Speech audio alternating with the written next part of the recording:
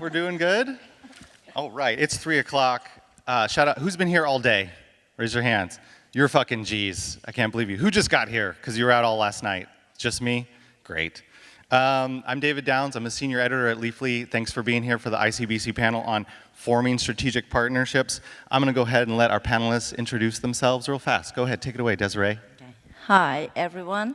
My name is Desiree, and I'm an intuitive and behavioral transpersonal psychoanalyst. I'm also a published author on the cross-cultural study of depression, the universality of it, and its medicalization. I am also the Vice President and Director of the Human Resources with a transformative wellness retreat and a distributorship company, which is Healthy Self, and what we have there are all ancient healing plants. You're wearing a lot of hats out of San Diego, Desiree. I do, plenty. Sonny, take it away. Yes, thank you. I'm Sonny Moerenhout, one of the partners at Cultivators from the Netherlands. We're active in growing consultancy and cultivation, cannabis research, and education. George, hit it. George Tanchev, CEO of Comerc. Comerc is a European-based company for 25 years into the fragrance and flavor. The last 10 years into cannabis, developed proprietary technology under the trademark of Pure 5 for extraction of cannabis at ambient conditions, full terpene profile, and preserving all vitalities of the plant. Comerc's in like 40, 50 states in the US and going hard in Europe this year. Nathan. Hi, I'm Nathan Kroger. I'm with RadSource Technologies. We are a medical device company that has, as of about 8 years ago, expanded into the cannabis industry, and our equipment is used to sanitize cannabis flower primarily so that people can pass microbial testing and reduce risk for people who have compromised immune systems. Really diverse set of panelists, but I think one thing that we can all relate to is the idea of forming partnerships. I wanted you to raise your hands if you've ever been in a bad partnership in business or in your personal life, in your life. Reflect on those for a moment right now. Everyone cackles. I remember doing events with a team and on one project, and you're like, gosh, I can't believe I got into this boat. We need to get to the other side of the lake so I can get out of this boat as soon as I can. To start about strategic partnerships, Sonny, Cultivators is working as a project manager on 12 different companies that have different parts of growing as part of the World Horta Center. How did that partnership come together? There was a need for research in the cultivation, and together it makes it more affordable for everybody. So they asked us to help them setting that up and bringing companies together. Is it just a lot of meetings? Did you have to meet people and befriend them and win them to your side, or?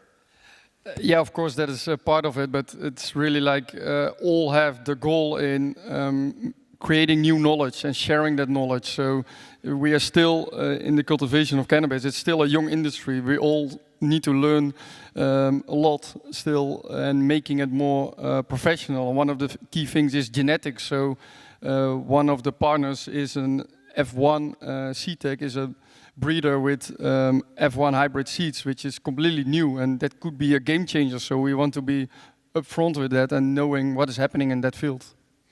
Desiree, you've been doing indigenous partnerships, Yes, strategic we are. alliances in South America.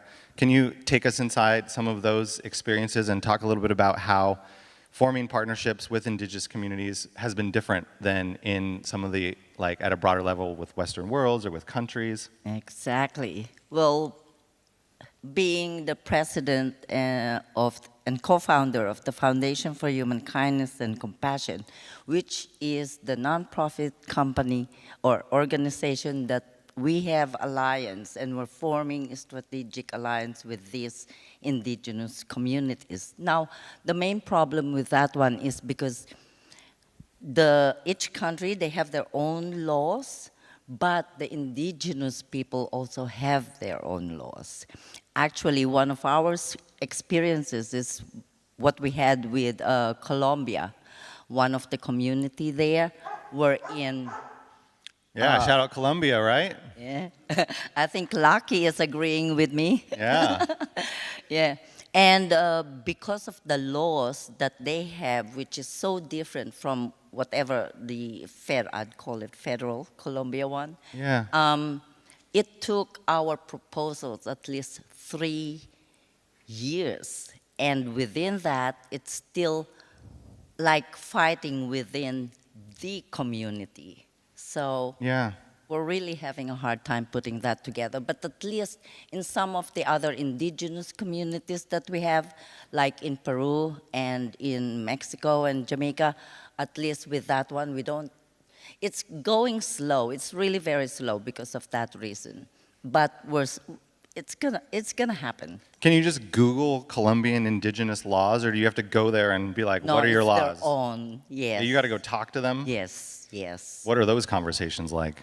Oh, it's, Did you go to Colombia and like go yeah, to actually, we had one big meeting or proposal when we did our first proposal with the NASA community of Cauca.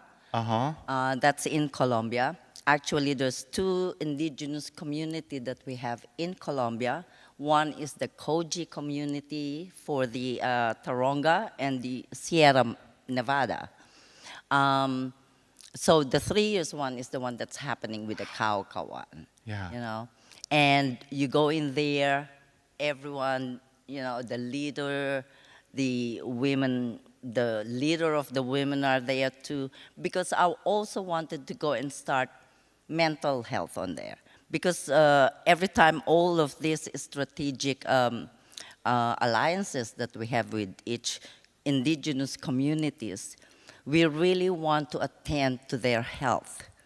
And not only, you know, not only just the health, but we want to develop all the businesses that they have that is fit within that community. You've been working on this like new understanding of cannabis, trying to change mindsets around the healthfulness of it. Do these communities see it that way, or are you reorienting them? I mean, I imagine a lot of Colombian communities have been really impacted by the war on drugs. That is one of a really good thing that you brought up, because this, with not only Colombia, but Peru, Mexico, and even the Jamaican, with the Rastafari in there, because we're also involved with some of the Rastafari community, they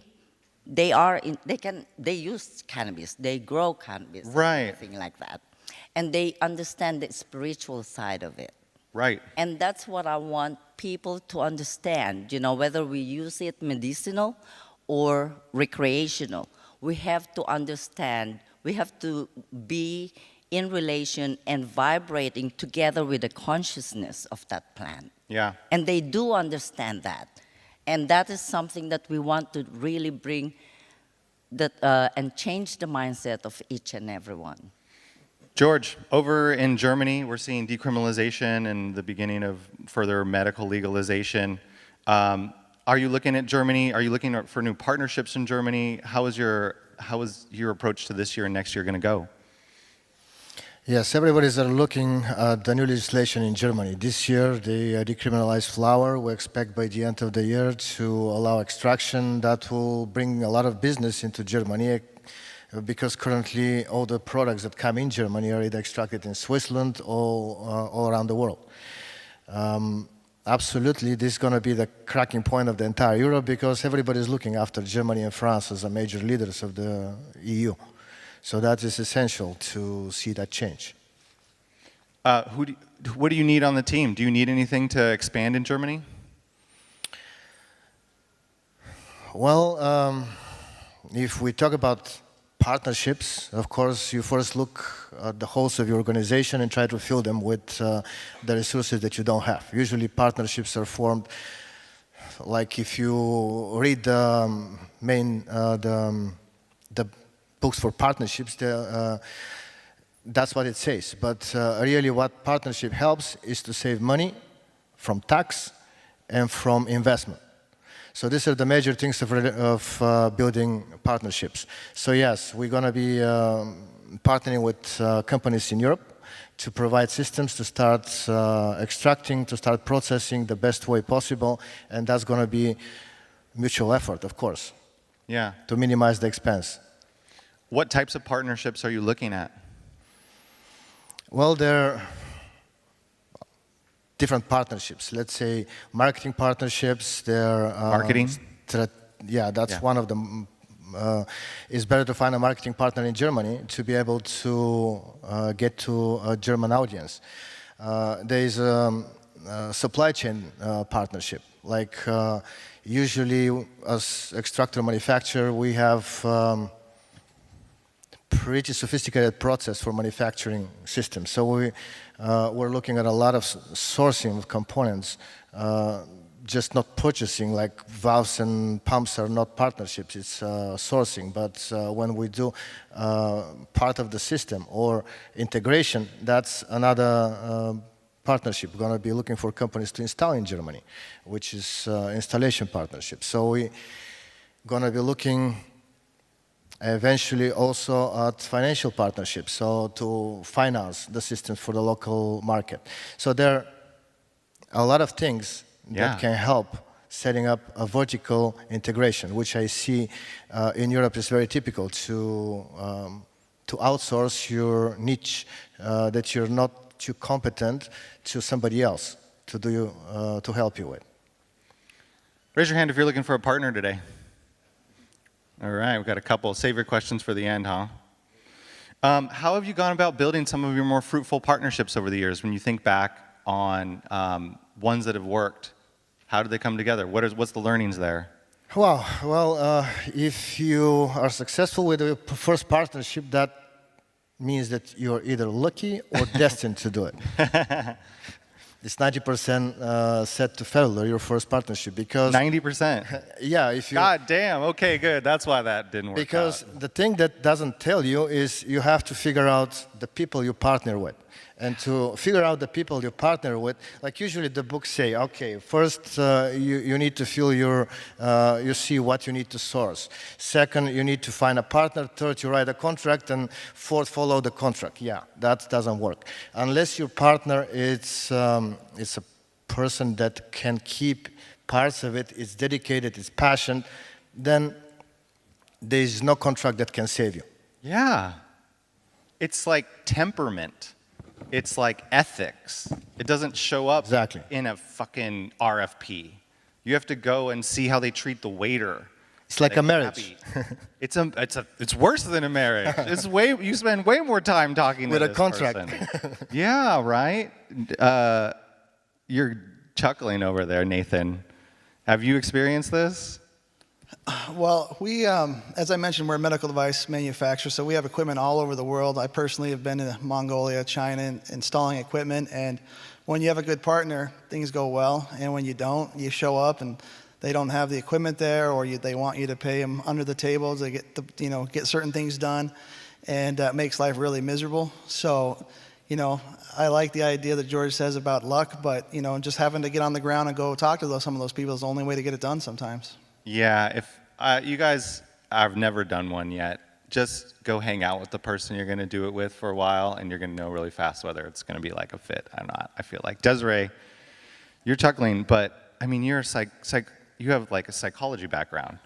Can you drill down into this a little bit? It's like there's this phrase that personnel is policy, but the people are the personnel, and so the people end up being the policy. Yeah, but can you build on what they're saying? In what sense, Ba? How do you suss out whether someone's a good partner, like as a person? Oh, well. What are the red everything is- flags? You should, well, red flags is, how do I say that? With a partner as being, it's the same with being in a relationship. It's like, because it's really true that being in a business is like being in a marriage, And it's like the same as if you're the president or anything, you treat the country as a business as well.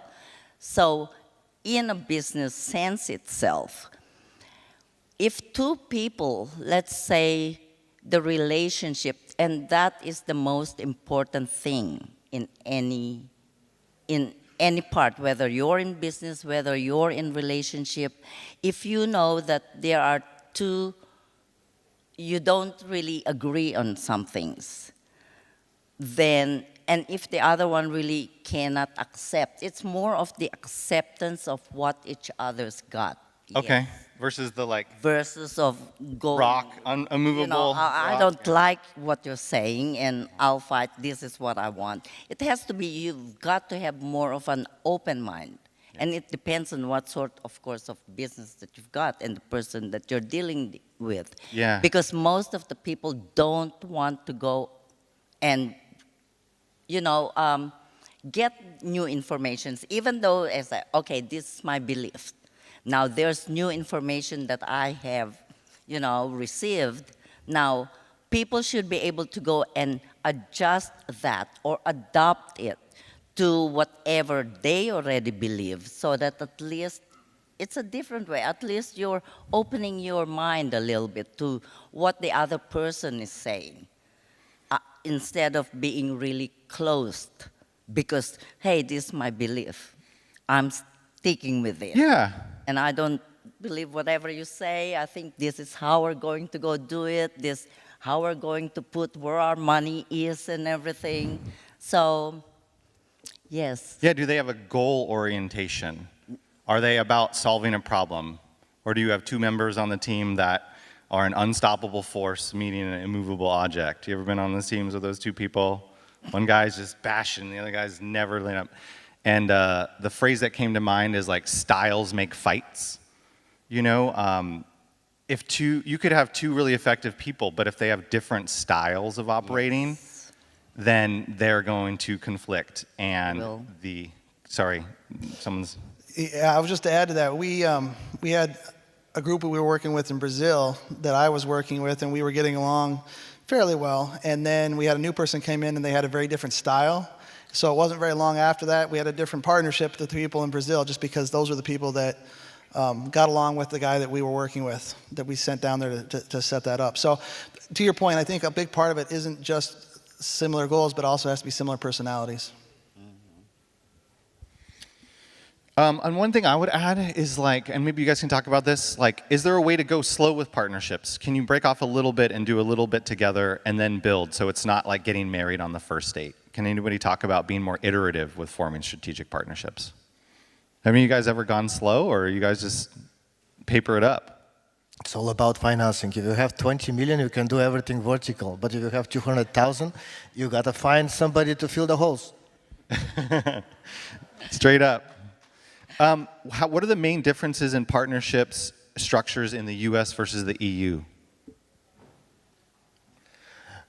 Okay, so I started first in the EU. We started with cannabis in 2014. We tried to do it ourselves by doing it the way in US, like we acquired a farm company because we didn't work with this product. So we started to work with farming, then extraction. You cannot design an extraction system unless you work with the plant, so you have to figure it out. And we spent a lot in that process. Well, it was beneficial at the end. But what I saw as the differences between the markets, that in US, everybody wants to be vertical. And usually, probably because it's much easier to get to hard amount of money. So they buy the building, they start to grow, then they think about extraction, then they think how to make products, then they start marketing, and this under one roof. Probably the best way to have most margins. But again, right. What about if you don't have the funding? In Europe, I noticed that companies are specialized in making products, and they source their material. So this is a partner that they source the materials from, and there are more than one, like packaging, actives, and base ingredients, and stuff like that. So their sales partners, they go to sales networks. That's a partnership. So in Europe is more open to do their little niches and getting partnerships. And that's kind of the first way to look into a business, is like, who do I work with to achieve that structure? Sonny, you're nodding. Are you seeing this type of heterogeneity, horizontal integration, less vertical in Europe? Like, can you build on what George is saying? With vertical integration, you mean really going together Working in Europe, it sounds like everyone's got a piece. No one can do one whole thing, even at the... I think we are in Europe more used to really working together with different companies than in America. It's like together you know more than alone, and that is also why the horticulture industry in the Netherlands got so big, because you can also learn from your neighbor. It's your competitor, but together you know more than alone, and in that way we are still number one if you talk about growing in greenhouses, horticulture, and that's also in the cannabis sometimes a bit frustrating because everybody is so closed and don't want to say anything how they are doing, what they are doing. But I'm a true believer that if you talk with each other, you get to know more details and you can get a better product in the end. Yeah. How does a partnership look on paper? What is a standard type of agreement? Is there any standard type of agreement? George? I already mentioned that whatever you put on paper may not have the power to protect you at the end if your partners are not honest and not right people. But usually, you gotta first define, like, I never do three-way agreements, never. Never. I would never do three-way agreement. It always needs to be a two-partner agreement.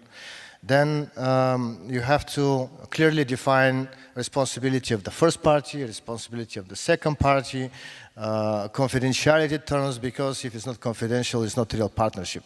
Your partner needs to care about your success, your confidentiality, your passion, needs to improve himself continuously as you do improve yourself. So if you try to capture these things into the agreement, that's good. At least outline in the agreement as many things as you can, so both parties are at least aware what page they are on.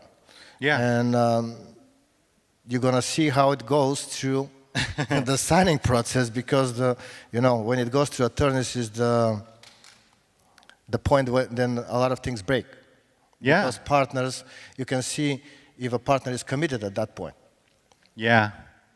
I mean, these all sound like things they tell you in relationship advice, like define responsibilities, like have confidentiality, like commit to self-improvement. One member of the team can't be like learning on Duolingo and the other one just playing video games all night and day.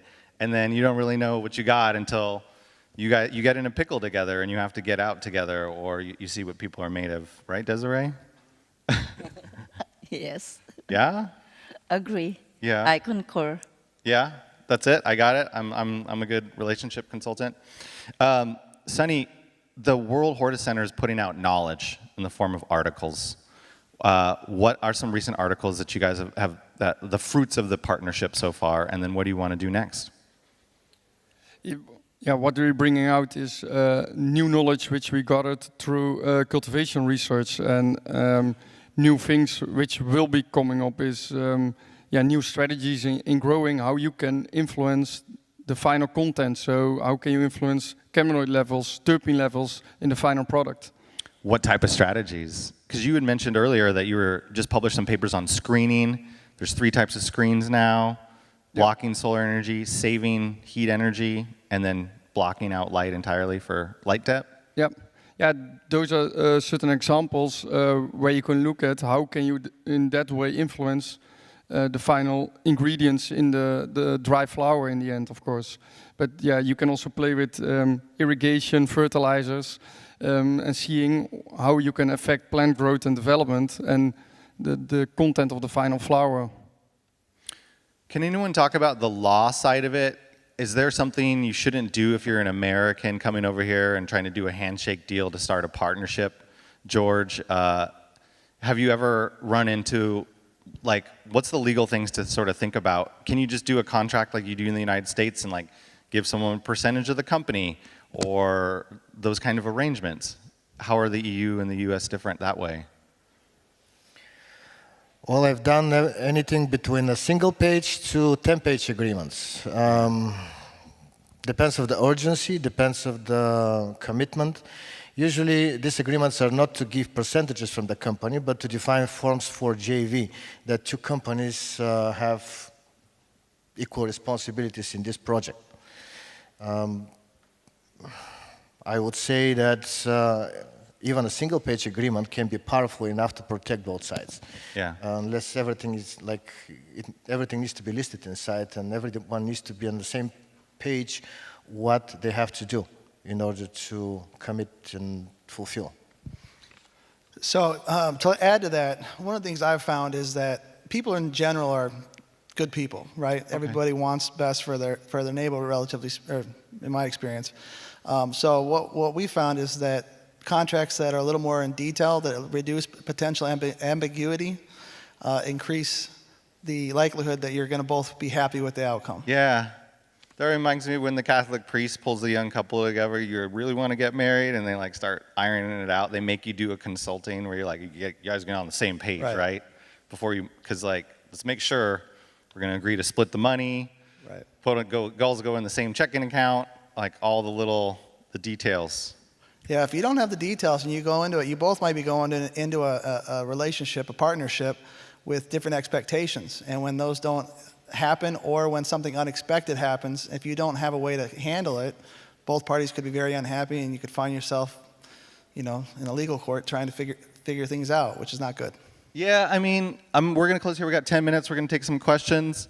I wanted you guys to go down the line and tell me what partners you're looking for next. You're looking for financing partners. Correct. Yeah. So the biggest prohibitor for us to expand into Europe, technology works, industry is acceptance of it, but it's finance. Our equipment is not inexpensive, and so if we're looking for people who are willing to take on the cannabis industry to finance it. It took us a while to find partners in the United States, and they helped us grow significantly. So that's what we're looking for in Europe as well. George, next partnership. My challenge all these years in the cannabis industry has been education. I know that when a product of ours gets in the hand of customer, we win always. The problem for me, so the partner that I'll be looking for is going to be a distribution partner. Okay. Distribution partner that can talk the right language, that can have the right access to the customer base. So to distribute the product? Yes. Okay, so like that might be like CBD extracts, cannabis extracts. We manufacture machines, technology. The tech. Cool. Right. Sonny, next partnership? Actually, we are just finalizing it, and a partner where we can do together practical trainings on cannabis cultivation. Practical? Training. Training, yeah. Yeah, so really God, we need doing so much. the cloning, the growing, but also post-harvest. We're just finalizing it, and the website should be soon live, that we really promote that LPs can send their stuff to us in the Netherlands. They can be trained for a week or 2 weeks, so that they are ready when they start up their own facility. Where in the Netherlands? Do we get to learn in Amsterdam? No, it's not in Amsterdam, the south. Okay. Desiree, next partnership you're looking for? Well, the communities and the families that we are involved with are mostly in the cannabis industry. So they're in the growing, and of course all other ancillary services like the clothing, handicraft, biochemical, bioplastics, bioconstructions. And the most important thing is these people are the custodians of the traditional medicine. And what they wanted to do is to also share it with us. And in that sense, that's where we need economic support, because we want to manifest. We want them to manifest their dreams. Groovy. If anybody's got a question. We do have questions. Let's hear it for David Downs and Desiree and Sonny and George and Nathan already. We're going to start the questioning. For that audience, the 3 p.m. crowd, going over strong. Here. First question is over here. Hello. Thank you for your time. Thank you. Sorry.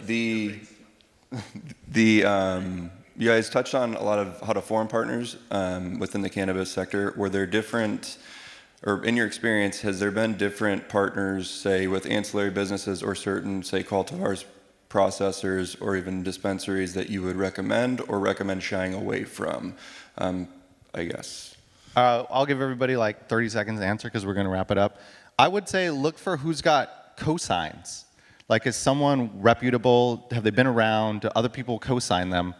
they have a track record of experience versus like an unproven partner where they're saying they're promising the world, but they don't have much to show for it yet. There's a reason why people with large reputations might be more pricey to work with than someone new. For example, in the cultivation space on the breeder side, it's wild and woolly right now in seeds. And so when I'm writing about seeds and who's got good ones, I look for who's winning awards, who other growers want to work with. And that is like a proxy for their quality, like the cosigns. Anybody else got any build on that? Just gossip among your friends. That's my advice. Yeah, all right. We have another question over here. I'm in the back. Go for it. I'll stand. Okay. Hi, everyone. I'm Stephanie Powell. I'm the founder of Emerald Lane Recruitment. We're revolutionizing how recruitment and HR services are delivered to the cannabis space. Thanks, Emily. Yes, across the globe. So here we are. My question is, these days there's a lot of people who are consultants and fractional. It's, the buzzword is fractional everything these days. It is a good solution, but what I see from my side is the difference between a partner, a true partner, and a consultant. And so as people are, and there's so many consultants wanting to actually be a true partner to our clients and to customers we're serving, what do you see the big difference between actually being a partner versus a consultant, and how has that been successful with the companies you've actually truly partnered with? I can answer that question. When you are partner into, let's say, manufacturing company, you need to be vested into the products that is developed. As example, we work with a number of universities, and we had consultants in the beginning, but they're professors in university that help us to develop our systems. So they've been awarded even after we start selling the systems, because their direct work was appreciated and was in a foundation with what we do. So we treated them as partners. And as soon as you're vested into this business with your customer, then you can become partner. But they also have to recognize you for that and give you the credit.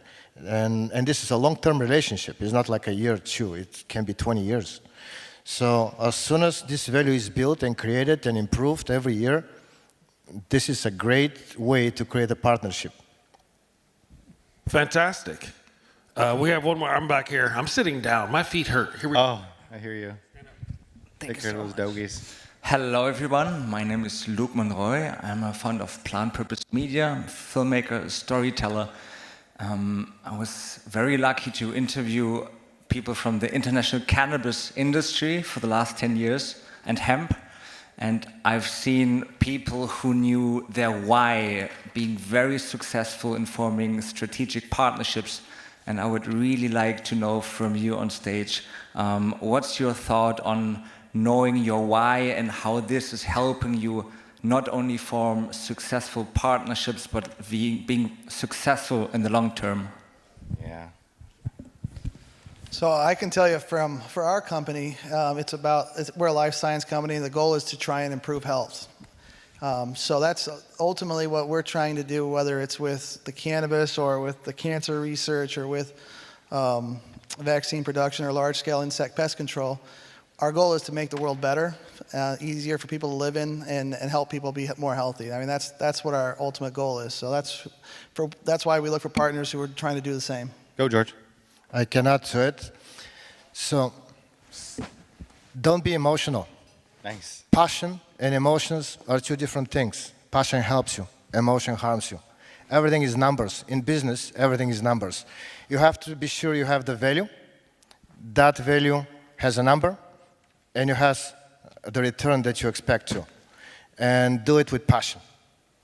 Yeah. Are we at time? Yeah. Great. Well, this is such an important topic. I got 8 and 11-year-old boys. They're forming strategic partners for life right now, making friends on the yard. It doesn't get any more basic than this. I mean, these people will be with them their lives. And in the business sense, maybe it's not like that kind of friendship, but it's that kind of long-term strategic relationship. And so it doesn't get any more foundational. The why is so important. If you don't know a person's why, their reason for being, what's motivating, what's operating them, you don't know the first thing about them. And so I hope you take some of these lessons out in there. dig deep into the people you want to work with, make sure you're aligned, and then start small and build outward from there. Make sure it's the right fit. Don't get into something you need to get out of later, right, everybody? Exactly. Yeah. I'm glad to hear it was 90% fail rate for the first one, though. Thanks, George. All right, let's hear it again for our panel. That was fantastic. Very enlightening. I'm sure they'd love to talk to you more in the foyer if you like. This is the International Cannabis Business Conference, Barcelona 2024.